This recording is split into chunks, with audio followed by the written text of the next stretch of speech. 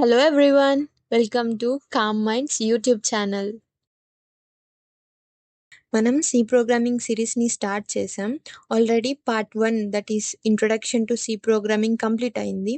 అందులో నేను what is C programming, దానివల్ల యూజ్ ఏంటి, ఎందుకు నేర్చుకోవాలి, ఇలాంటి బేసిక్ కాన్సెప్ట్స్ అన్ని క్లియర్గా ఎక్స్ప్లెయిన్ చేస్తున్నాను. ఇఫ్ ఇన్ కేస్ మీరు ఆ వీడియో చూడకపోయింటే ఒక్కసారి వెళ్ళి ఆ వీడియో చూసి రండి, ఎందుకంటే మీకు ఇంకా కొంచెం బెటర్గా మీకు అర్థమవుతుంది. సో ఇప్పుడు లేట్ చేయకుండా మన part 2 that is structure of C ప్రోగ్రామింగ్ని స్టార్ట్ చేసేద్దాం. So let's get started. ఇక్కడ కనిపిస్తుంది కదా 5 లైన్స్ ఆఫ్ కోడ్. ఇదే basic structure of C programming అనమాట. అంటే నువ్వు ఏ కోడ్ రాయాలన్నా సి ప్రోగ్రామ్లో ఇదే సింటాక్స్. అంటే నువ్వు ఖచ్చితంగా ఇక్కడ hash include studio dot H పెట్టాలి, ఇంటూ మెయిన్ పెట్టాలి, బ్రాకెట్ ఓపెన్ చేయాలి, క్లోజ్ చేయాలి, ఇందులో రిటర్న్ 0 ఉండాలి. నువ్వు ఎక్స్ట్రా ఏ కోడ్ రాసినా ఈ బ్రాకెట్ మధ్యలో రాస్తావు. ఇదైతే కంపల్సరీ. మీరేం చేస్తారంటే ఒక పెన్ను పేపర్ తీసుకొని ఈ 5 లైన్స్ని ఒక దగ్గర రాసుకొని బట్టి పడతారా ఏం చేస్తారో నాకు తెలీదు, ఇదైతే నేర్చేసుకోండి.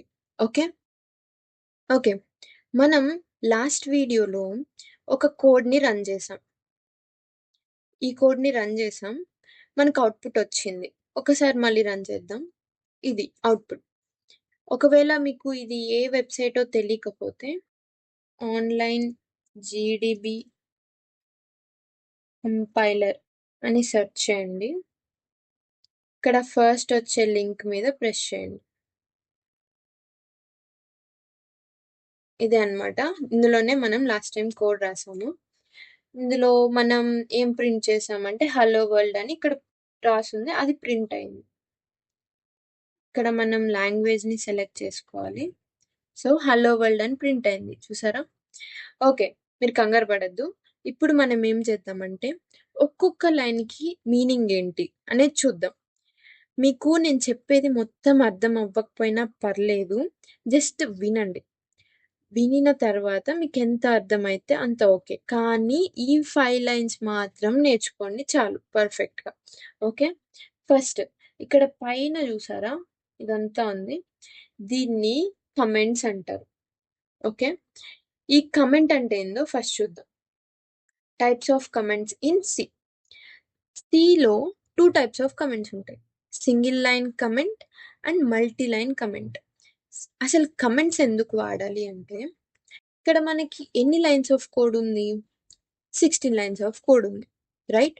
ఒకవేళ మనం ఒక 100 లైన్స్ ఆఫ్ కోడ్ రాసామనుకుందాం. ఓకే, 100 లైన్స్ ఆఫ్ కోడ్లో ఒక టైంలో ఒక ఎర్రర్ వచ్చింది. సపోజ్ ఇక్కడ ఇది తీసేసి రన్ చేస్తాను, చూసారా కింద కంపైలేషన్ ఫెయిల్డ్, ఇక్కడ మనకి ఎర్రర్ వస్తుంది, రైట్? ఇప్పుడు ఆ ఎర్రర్ ఆ 100 లైన్స్ ఆఫ్ కోడ్లో ఎక్కడుంది అని తెలుసుకోవాలనుకుందాం. అప్పుడు మనం ఏం చేయాలి, ఫస్ట్ లైన్లోకి వస్తాం, కోడ్ చూస్తాం, సెకండ్ లైన్, థర్డ్ లైన్, అలాగా కోడ్ మొత్తం ఫస్ట్ నుంచి 75 లైన్ వరకు చూసుకుంటూ రావాలి, రైట్? It's very hard. అందుకని ఏంటంటే మనం ఇలాగా కమెంట్స్ వాడతాం. ఇప్పుడు సపోజ్ నేను ఇక్కడ ఒక కమెంట్ రాస్తాను, సింగిల్ లైన్ కమెంట్ రాస్తాను. సింగిల్ లైన్ అంటే ఇలా 2 స్లాషెస్ పెట్టి, నీ ఇష్టం ఏదైనా. నీకు ఇక్కడ మనం ప్రోగ్రామ్ దేని గురించి, printing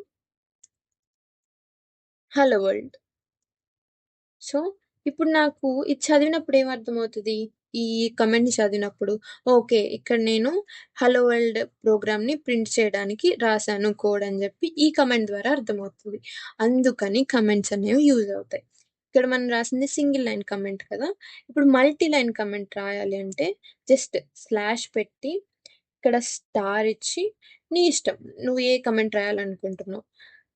this is my first program. ఇంకొక లైన్లో, ఇందాక మనం ఒక్క లైన్లోనే రాసాం, ఇప్పుడు ఇంకొక లైన్, నువ్వు ఎన్ని లైన్స్ కావాలన్నా నువ్వు రాసుకోవచ్చు. అక్కడ మాత్రం 2 స్లాషెస్ ఇచ్చినప్పుడు ఒక్క లైన్లోనే నువ్వు రాయగలవు. ఇక్కడ ఒక స్లాష్ ఒక స్టార్ ఇచ్చి నువ్వు ఎన్ని లైన్స్లో అయినా కమెంట్ రాసుకో. This is my first program. I am printing hello world అని చెప్పి నేను కమెంట్ ఇద్దాం అనుకుంటున్నా. ఇప్పుడు స్టార్ పెట్టి స్లాష్ ఇవ్వాలి. ఇప్పుడు ఇది కమెంట్. సో ఇదన్నమాట కమెంట్స్ వల్ల use and what is comment, ఎందుకు యూస్ చేస్తాం అనేది. ఐ హోప్ మీకు అండర్స్టాండ్ అయ్యింది అనుకుంటున్నాను. నెక్స్ట్ లైన్ చూద్దాం. Hash include studio dot H. Hash include studio dot H అంటే ఏంటంటే, ఈ hash include is used to include header files in a program. stio.h stands for standard input output header file. It contains functions like printf and scanf. ఇక్కడ programme లో చూసినట్లయితే ఇక్కడ మనం ఏం చేస్తున్నాం, printf అని రాసి ఇక్కడ ప్రింట్ అవుతుంది కదా. ఈ ఫంక్షన్ని మనం వాడుతున్నాం. ఇది వాడగలుగుతున్నాము అంటే ఇక్కడ stio.h అని ఇచ్చాం కాబట్టే ఇది ఇక్కడ రన్ అవుతుంది. ఒకవేళ ఇది ఇక్కడ లేకుండా మనం ప్రోగ్రామ్ రాస్తే ఇది రన్ అవ్వదన్నమాట. ఇంట్ మెయిన్. ఇంట్ మెయిన్ గురించి చెప్పాలంటే it is the heart of the program లాగా. నువ్వు ఏ ప్రోగ్రామ్ అయినా, ఒక ఎడిషన్ ప్రోగ్రామ్ కానీ ఫ్యూచర్లో వస్తాయి మన ప్రోగ్రామ్స్ అన్ని, ఏ ప్రోగ్రామ్ అయినా రాయాలన్నా మనం ఇంట్ మెయిన్, ఈ బ్రేసెస్ ఉన్నాయి కదా, ఈ బ్రేసెస్ లోపలే రాస్తాం. సో ఇంట్ మెయిన్ అనేది మెయిన్ లాగా.